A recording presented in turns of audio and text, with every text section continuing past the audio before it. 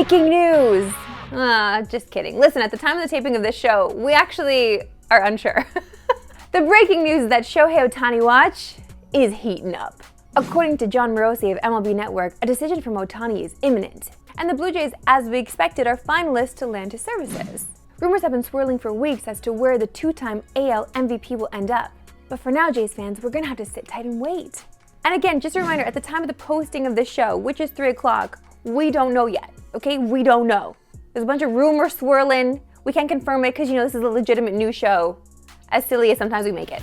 This is Sportscentre.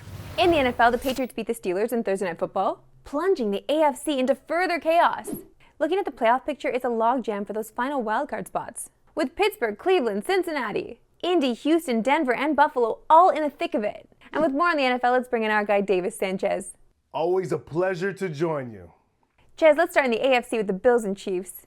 What is the one matchup you think will determine this game? In particular, this matchup, because the Chiefs don't have that big play and quick strike ability, if the Bills can get off the field just a few third downs, half, a quarter, I think on the other side, the Bills will score. And I don't think the Chiefs can keep up with that quick strike, or at least they haven't shown the ability to keep up with a quick strike Bills offense. So for the Bills to get off the field on third down, I think they win the game if they do that. Okay, let's shift to another massive game, the Eagles and Cowboys Sunday nighter. Based on how they look right now, who would you rather have under center on Sunday? Dak Prescott or Jalen Hurts? Now, Dak Prescott is the better quarterback for me right now. And look, we're talking about 2 of the top 3 choices for MVP right now at this stage with Jalen Hurts and Dak Prescott. So they're both playing great football. But as a pure passer and just the quarterback play, Dak Prescott's playing, to me, at a way higher level. Now, you get a lot with Jalen and his legs. You get a lot with, Jalen in how he executes this offense, in particular in Philly. So, look, 2 pretty good quarterbacks, but huge games. The Buffalo Bills this week, they're a top 8 team in the NFL, and they're sitting, in the playoff picture on the outside looking in. But if they get in, they're dangerous. No question about it. Whoa, Bills fans are going to love hearing that. So is that who you have for your best bet this weekend? Yeah, I think the Bills win. I think that they match up well against Kansas City. They're more explosive right now than the Chiefs are. And I think they can find ways to get the Chiefs off the field just because the Chiefs don't have, that quick strike, that big play ability. They have the chance to get the Chiefs off the field if they get some stops, and I think the Bills score on the other side. I think the Bills win this game. Great insight as always, and if you're not following this man on socials, get on it if you like winning SGPs because this guy has been on it this year. I appreciate it. And we've got a stacked NFL schedule this Sunday. We've got the Rams and Ravens on CTV at 1 p.m. That's followed by the Bills and Chiefs at 4:25 Eastern. And that's capped off by the Eagles and Cowboys Sunday Night Football on TSN. The Edmonton Oilers are so back, like Stanley Cup contenders back.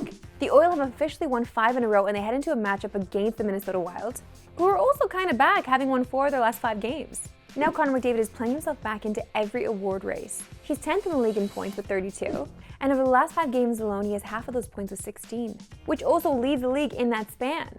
While everyone behind him has played more than 5 games. The other person that's so back is Zach Hyman, and he and McDavid have been magic together. 5 of Hyman's last 7 goals scored have been assisted by Connor, and Hyman is up to 15 for the season, which is good for 7th in the entire league, just 3 behind Brock Besser. With 3 non-playoff teams in a row coming up on the schedule, Edmonton could climb back into the wildcard race at the very least, and within striking distance of the Canucks and Kings.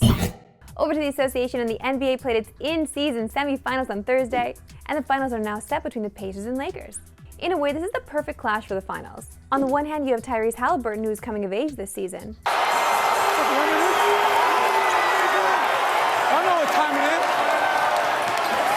On the other hand, LeBron James continues to defy Father Time. He's somehow shooting the most efficient percentage of his career, from inside and outside the arc. And no player has ever averaged over 20 points on those splits. At 38 years old, LeBron's resume is the cream of the crop.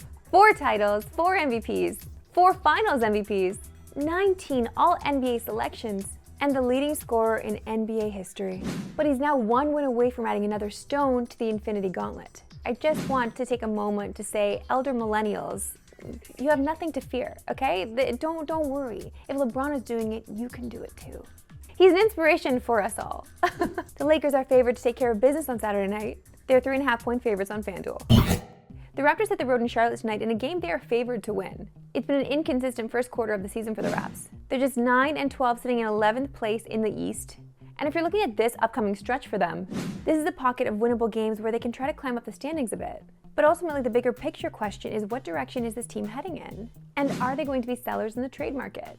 NBA insider Shams Charania was on overdrive, and he took stock of the current situation with the Raptors. I think everyone around the league is, again, keeping an eye on everyone on this roster, whether it's Pascal, whether it's OG, whether it's Jakob Poeltl. The only untouchable there is, from everything I've gathered and garnered, is Scotty Barnes. And so I think it's a wait-and-see approach. Everything about Masai Ujiri that other executives understand and know is he's always going to be diligent. That's all for today. We'll see you right back here Monday, hopefully with some interesting Toronto sports news.